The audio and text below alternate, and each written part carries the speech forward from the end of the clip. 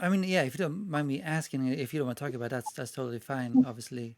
But having breast cancer and just cancer, obviously, that's terrific. So, I mean, if you want to, if you feel like sharing any of that experience, what, I mean, it sounds stupid, but what's that whole process like, I guess? Because obviously, Okay. No, I will talk about anything. You can always ask me anything. Okay. okay. Because I don't have anything to hide. And I put the things that I would think would be too scary to talk about in person, I'll put in songs because I have to let it out. I don't Hmm. want to be burdened down you know, by truth. So I share it. Um, my parents had both had cancer. My mom and dad both had breast cancer. My dad had prostate cancer. They had skin cancer. Mom had bladder cancer. I mean, it was in my family. My grandmother had had breast cancer. I knew that I was at risk, and I was very involved in charities and consortiums that had to do with breast cancer. So I knew what to look for. I knew that when I felt asymmetry in my breast. So it's one thing to have like cysts. Hmm. It's another thing if you only have it on one side and not the other. That's they would call that asymmetry. You need to watch for that. And yes, they can be hormonal. They can come like the month you're having your period and then go away. But if it's on one side and not the other, you need to watch out for that. And I'm also telling you this because men get breast cancer too. And my dad had it, as I said. Oh. And it's on the rise, and men don't talk about it. Hmm. And the same way that women should be manually giving themselves breast checks, so should men. You have a beautiful fiance, just feel each other up, okay? Hmm. Check your bodies. You know your body, you've lived in your body your whole life. No doctor can tell you better than what you know about your body. So when a doctor told me to take my foot off the emergency pedal, this is nothing. I'm like, no, I want an MRI. It's like nothing is showing up. I don't see anything on the ultrasound. I'm like, I want an MRI. Both of my parents have had breast cancer. So the MRI lit up. There was something there, but they couldn't biopsy it because they couldn't find it again on the ultrasound. So I said, I want my biopsy while I'm in the MRI machine. And I found a doctor that could do it. Wow. And sure enough, it was a very aggressive form of cancer.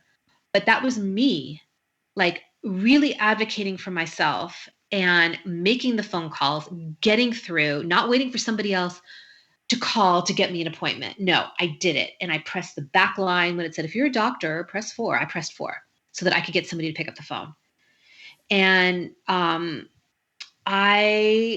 tackled it, and I went head on. And yes, it was scary. And it's interesting because I didn't cry until the night before the surgery because at that point I realized I'd never been under general anesthesia.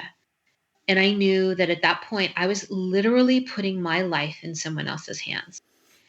And I think that, not only being a turning point, in my career with whatever, with what happened with Kirk and Blue Lawn, it was a turning point in life that I am not always in control. And, really, embracing a higher power, faith. Um, and I just, I went into it. I went into that journey and I shared my way through it. And I was very open about everything, about having expanders in my chest was very painful. Hmm. Um, I went through 3 surgeries. In fact, I have to have surgery again because it turns out I had reconstruction. I had a double mastectomy. And then I found out right before the pandemic, my cats are, by the way, fighting like right next to me. That's okay. I found out that the implants that I have were recalled. Like they can What? cause cancer themselves. So now I Shit. have to take them out. And I was going to do that last March or April, but then Hmm. everything shut down. The hospital shut down. I couldn't have the surgery. So I'm going to have that again this summer.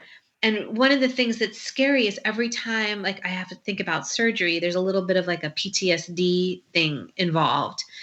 And I also the other thing that happens is every time you go in, they're going to have to biopsy again, all the tissue that's taken out.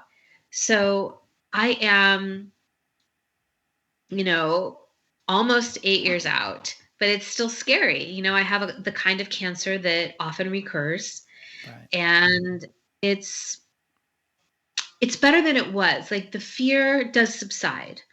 Um, at first, it's all one can think about, and it was so much part of my identity, who I was, that I was this person that had breast cancer, or I was a breast cancer survivor. Now, this was the first year, and maybe only because it was the pandemic, that I didn't remember July 26th. July 26th was my surgery, my double Mm. mastectomy. So, it starts to be in the rear view, and I'm definitely a better person for it. Um, Certain areas of my life opened up because of it in a very positive way. I wouldn't suggest to anybody to get cancer to improve their life, No. but, but it changed me, and it changed my life for the better.